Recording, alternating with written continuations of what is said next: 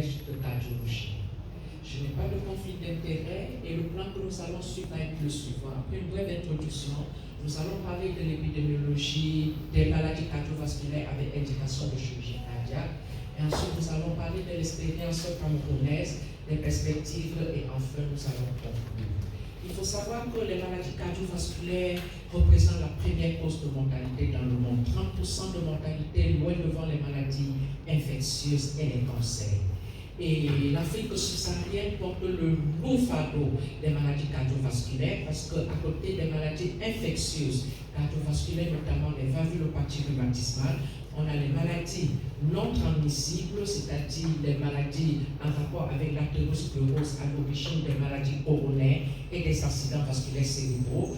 Et il y a également à côté de ces maladies cardiovasculaires transmissibles et non transmissibles, infectieuses et non infectieuses, on a les cardiopathies congénitales qui occupent une place importante avec indication de chirurgie cardiaque.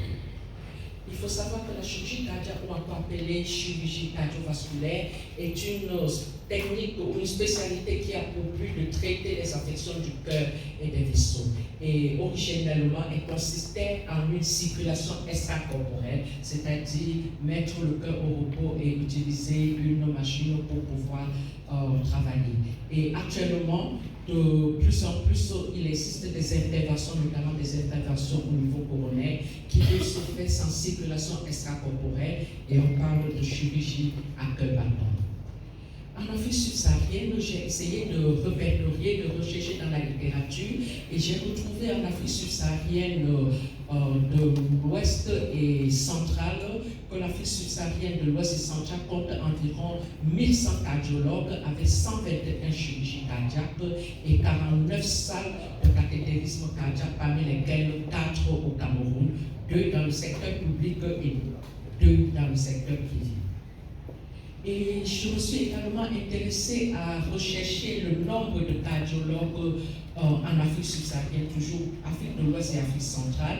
Et j'ai retrouvé ceci comme information: 120 cardiologues au Cameroun, 150 au Sénégal, 120 au Mali, 120 en Côte d'Ivoire comme le Cameroun et 200 cardiologues au Nigeria. Pour ce qui est des chirurgiens cardiaques, toujours en Afrique subsaharienne de l'Ouest et centrale, 5 cardiologues chirurgiens cardiaques au Cameroun, presque le même chiffre au Sénégal et en Côte d'Ivoire, qui sont des pays à peu près identiques aux nôtres, et 70 chirurgiens cardiaques au Nigeria.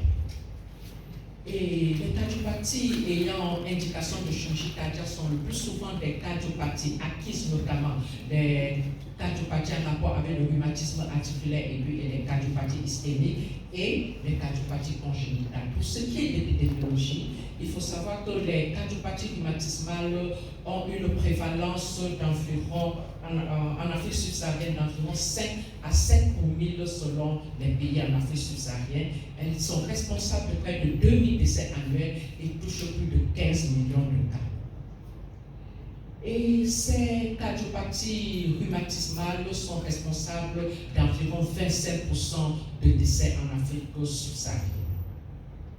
Et c'est une affection, comme je dis, sur le plan mondial assez négligée, parce que lorsqu'on revoit sur cette diapositive un travail publié réalisé en 2018 sur le nombre de mortalités, le rhumatisme articulaire aigu avec cardiorhumatisme était responsable de près de 275 000 décès, mais la prise en charge ou le financement mis pour la prise en charge ou l'éradication de cette affection n'est pas une priorité pour les gouvernements et pour les grands pays. Et on voit également dans la prise en charge pour les États-Unis, elle se retrouvait en dernière liste devant, loin derrière les moyens mis en charge pour la prise en charge du VIH/SIDA ou de la tuberculose. En Afrique subsaharienne, il y a des études qui ont été réalisées, notamment l'étude de Valve Afrique, qui est un registre de valvulopathie rhumatismale en Afrique de l'Ouest et en Afrique centrale. C'est un travail qui a été dirigé par nos maîtres, le professeur King est ici présent. C'est un travail qui a été réalisé de 2004 à 2008 et a concerné 7 pays subsahariens, 12 départements de cardiologie, près de 3500 patients, l'âge moyen était de 29 plus ou moins 15 ans, et elle a concerné presque 1500 patients, parmi lesquels 1200 avec indication de chirurgie cardiaque, et seulement 27 dans cette étude avaient pu bénéficier d'une intervention chirurgicale. Au Cameroun, un travail effectué par Chelot de 2006 à 2021 a recherché la prévalence des valvulopathies rhumatismales au Cameroun. C'est un travail qui a été réalisé à la Fondation Chantal Biya. Elle a concerné près de 275 000 consultations avec près de 2300 échographies réalisées. Et le diagnostic des cardiopathies était plus de 1500, et parmi lesquels 1230 cardiopathies congénitales et 429 cardiopathies acquises, parmi lesquelles 206 valvulopathies, soit une prévalence de 0,07% au Cameroun. Et l'âge moyen était de 12 ans avec une prévalence masculine. Et pour ce qui est des cardiopathies congénitales, nous savons tous que les cardiopathies congénitales ont une prévalence de 8 à 10 pour 1000 naissances vivantes, et parmi lesquelles 4 pour 1000 ont une indication de chirurgie. Et cette affection touche tous les pays du monde, et en Afrique, cette prévalence est également élevée. Un travail fait également au Cameroun et publié en 2011 par Tancho et collaborateurs avait permis de rechercher la prévalence des cardiopathies congénitales au Cameroun, en se disant est-ce que la prévalence Cameroun répond aux statistiques mondiales. Et c'était un travail multicentrique réalisé entre 2006 et 2009 dans 3 centres, le Cardiac Center de Gisons, le centre mère et enfants de la Fondation Chantal et l'hôpital général de Douala. Et ce travail avait retrouvé une prévalence des cardiopathies congénitales, comme décrit dans la littérature, 9 pour 1000 naissances vivantes. Pour ce qui est des pathologies coronariennes, on a une étude également africaine, subsaharienne, Afrique de l'Ouest et centrale, qui était intitulée Coronafrique et qui a porté sur 2 étapes, Coronafrique 1, Coronafrique 2, qui permettait de rechercher la prévalence des cardiopathies congénitales en Afrique subsaharienne. Et dans Coronafrique 1, la prévalence était de 3,3% et c'était sur une période de 88 à 89. Et dans l'étude Coronafrique 2 de 2014 à 2015, la prévalence est montée, a évolué ou a augmenté de 5,4%. Donc on constate une augmentation de la prévalence des cardiopathies ischémiques en Afrique subsaharienne. Quelle est donc l'expérience camerounaise qui est l'objet de notre sujet? Nous savons que la chirurgie cardiaque a évolué au Cameroun de façon isolée, de centre en centre, et cette expérience a commencé au Cameroun en 1988 avec le centre hospitalier universitaire de Yaoundé, puis a suivi l'hôpital général de Yaoundé en 1994, le Cardiac Center de Gisons qui a ouvert ses portes en 2009, l'hôpital général de Douala qui a commencé son activité en 2012, le centre médical Jourdain, qui est un centre privé, a commencé l'activité en 2014 et en 2022, une activité a commencé à l'hôpital général de Yaoundé à nouveau. Et pour ce qui est du centre hospitalier universitaire de Yaoundé, c'était une activité sous la tutelle du ministère de la Santé avec comme responsable nos maîtres suscités. C'était un travail, c'était une équipe constituée des missionnaires provenant de Marseille, dirigée par le professeur Chassignol, et une équipe lyonnaise. Les cardiopathies qui avaient bénéficié d'une chirurgie cardiaque étaient dans la littérature que j'ai recherchée ou dans l'histoire. Il n'y avait pas de prise en charge de cardiopathie congénitale, mais c'était seulement des cardiopathies acquises avec des valvulopathies. Les difficultés étaient que le projet était porté par, et non par le gouvernement, par l'institution, mais porté par un individu, mais accompagné par l'institution, et par la suite le projet a été délocalisé dans un autre centre par le porteur du projet. Puis en 1994, on a eu l'étape de l'hôpital général de Yaoundé toujours chapeauté par le ministère de la Santé publique et avec comme responsable du projet nos maîtres. Et c'était une activité dirigée par des missionnaires de la chaîne de l'espoir avec le professeur Alain Deloche. 2 missions ont été réalisées en 1994 et 1995 et lors de ces 2 missions, une quarantaine des patients ont pu être opérés. Les types de cardiopathie étaient les cardiopathies congénitales avec les plus fréquentes qui sont les communications interventriculaires, les communications interoculaires, les phallos réguliers et le canal artérien, également les valvulopathies rhumatismales. La difficulté a été l'absence de pérennisation du projet parce que par la suite le projet n'a pas pu continuer. Et en 2009, nous avons eu le centre cardiaque de Gisson, qui est une structure privée catholique qui était sous la supervision du ministère de la Santé avec des responsables du projet qui sont notre frère et ami le docteur Ambassa, notre frère et ami le docteur Vivondo, le docteur Tancho et l'équipe italienne. C'était un projet porté par l'équipe de San Donato de Milan. L'activité a commencé en 2009 et c'est une activité qui a évolué, elle est devenue pérenne, avec une évolution et l'activité a été par la suite portée par nos compatriotes. Et elle a débuté en 2009, puis par la suite avec les problèmes de la crise sociale que nous connaissons tous, l'activité a été délocalisée à Yaoundé en 2019. Et quels ont été les types de cardiopathie prises durant toutes ces années.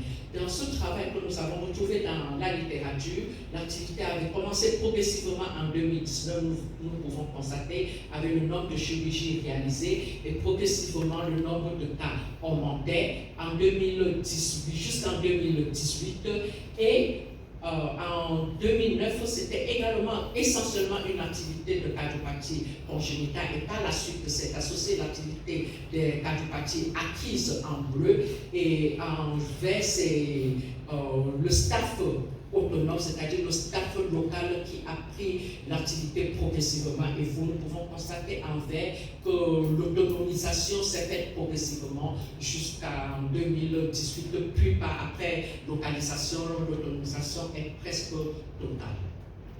Et dans ce papier publié toujours par cette équipe Chisson en 2018, nous pouvons voir l'activité de 2009 à 2016 qui avait concerné 719 cas de chirurgie réalisée et parmi lesquels les cardiopathies congénitales et les cardiopathies acquises qui représentaient plus de la moitié de l'activité et parmi les activités de cardiopathie congénitale, on avait les tétralogies de Fallot et les communications interventriculaires qui étaient les plus fréquentes, mais il y avait également les autres cardiopathies congénitales. Et pour ce qui était des cardiopathies acquises, on avait les remplacements valvulaires, surtout mitral et aortique, mais il y avait également l'activité de cardiologie, de chirurgie cardiaque par pontage aorto-coronarien, étant donné que la salle de cardiologie interventionnelle était fonctionnelle, elle existait. Il faut savoir que la cardiologie interventionnelle s'accompagne par la suite d'une indication de chirurgie cardiaque pour les patients qui ne peuvent pas bénéficier d'une angioplastie. Les difficultés étaient que c'était un centre privé qui fonctionnait sur des fonds propres et la réelle difficulté pour que le centre ne soit plus opérationnel, c'est l'impact de la crise anglophone avec délocalisation du centre. En 2012, nous avons eu l'activité de l'hôpital général de Douala, qui était une activité portée par l'autorité que le ministère de la Santé et la direction générale de cette institution avec comme responsable votre serviteur et le professeur Dachou William. C'est une activité portée par des missionnaires belges et l'expérience dure 10 ans jusqu'aujourd'hui. En novembre 2022, nous avons fêté notre 10e anniversaire de cette activité. Et durant les 10 années, nous avons réalisé 17 missions avec près de 164 patients opérés pendant 10 ans. Et l'âge moyen des interventions dans un papier que nous avons publié en 2017 était de 41 plus ou moins 18 ans avec des extrêmes de 14 à 85 ans. Il faut dire que l'activité de chirurgie cardiaque à l'hôpital général de Douala est une activité de chirurgie cardiaque adulte. Nous ne faisons pas la chirurgie cardiaque pédiatrique. Nous pouvons prendre les cas des enfants de plus de 40 kg. Les cardiopathies retrouvées étaient les cardiopathies congénitales et les cardiopathies acquises avec, comme nous le savons, le canal artériel, les CIA et les CIV et les valvulopathies rhumatismales qui constituaient la principale activité. Et parmi les chirurgies réalisées, 45% étaient des remplacements valvulaires par prothèse, parmi lesquels 70% de prothèses mécaniques, 55% étaient des chirurgies sans prothèse, avec 60% des cardiopathies congénitales de l'adulte ou du grand enfant. Et le principal facteur limitant de cette activité était le coût de la chirurgie cardiaque, parce que près de 50% de personnes avec indication n'ont pas pu être prises en charge à cause du coût, en tenant compte que ces missions sont encore des missions humanitaires où le coût reste humanitaire. Et à côté donc de cette activité de chirurgie cardiaque, en 2021, la salle d'angiographie de l'hôpital général de Douala a été opérationnelle. Et le Dr Ambassa a montré le bilan de cette activité de 2021 à 2022 avec l'activité des coronarographies diagnostiques et des coronarographies dans la pré-chirurgie, l'angioplastie, le cathétérisme diagnostique interventionnel. Et la nouveauté, avec cette salle d'angiographie, la figure ou le visage des maladies cardiovasculaires prises en charge est en train de changer parce que le diagnostic de la salle de coronarographie permet de faire le diagnostic des patients avec indication d'un pontage aorto-coronarien. Et depuis octobre 2019, nous avons commencé les pontages aorto-coronariens et comme je l'ai dit au début, des pontages aorto-coronariens, non pas en circulation extracorporelle, mais à cœur battant. Et nous avons réalisé des doubles pontages et des triples pontages aorto-coronariens à cœur battant.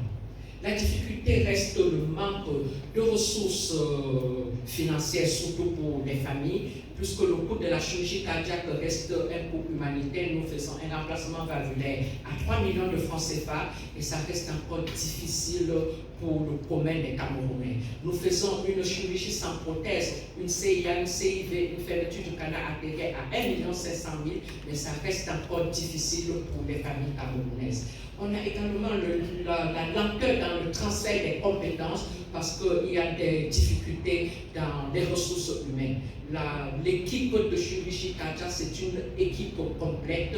Elle ne concerne pas uniquement le chirurgien, mais elle concerne toute une grande équipe avec des cardiologues, avec des perfusionnistes, avec C'est une grande équipe. Et nous avons également la lenteur dans le transfert de ces compétences parce que l'équipe locale n'est pas totalement constituée 10 ans après.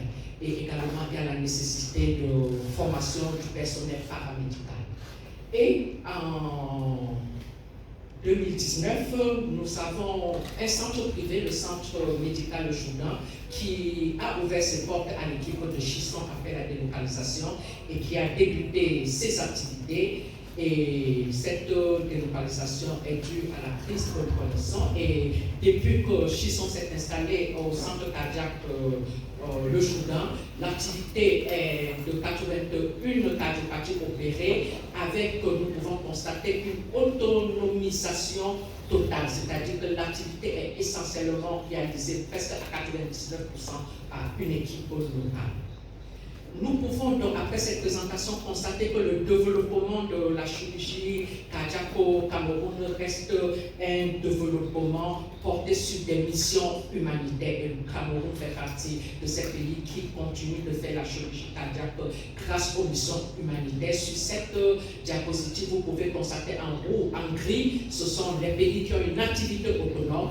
En blanc, ce sont les pays qui n'ont pas de centre disponible. Et en orange, ce sont les pays qui réalisent la chirurgie cardiaque. Et la plupart de ces pays africains continuent de réaliser la chirurgie cardiaque par l'aide des missions humanitaires. En perspective, nous dirons qu'il y a donc une nécessité urgente de mettre sur pied un pôle d'excellence de chirurgie cardiaque au Cameroun. il y a nécessité d'un recrutement et d'une fidélisation des ressources humaines, parce que nous savons tous qu'il existe des chirurgiens cardiaques camerounais à l'étranger, à travers le monde. Mais comment faire pour les faire revenir au Cameroun? Comment faire pour les fidéliser? Et il y a également la nécessité d'une subvention de cette activité par la motivation du personnel, par l'équipement, parce que c'est une activité qui nécessite un équipement lourd, par les consommables, c'est une activité qui nécessite des consommables de dernière génération, et également la ressource, des sources de financement durable. Et avec cela, nous faisons un clin d'œil au gouvernement et à l'État camerounais pour la subvention conséquence de cette activité et la consolidation du partenariat déjà existant. Également l'amélioration du système d'approvisionnement en médicaments et en consommables. Nous terminerons notre présentation en remerciant le ministère de la Santé publique qui accorde une attention particulière à cette activité de chirurgie cardiaque dans les différents centres hospitaliers du Cameroun et également aux différentes équipes dirigeantes de ces centres hospitaliers et à nos partenaires européens. Je vous remercie.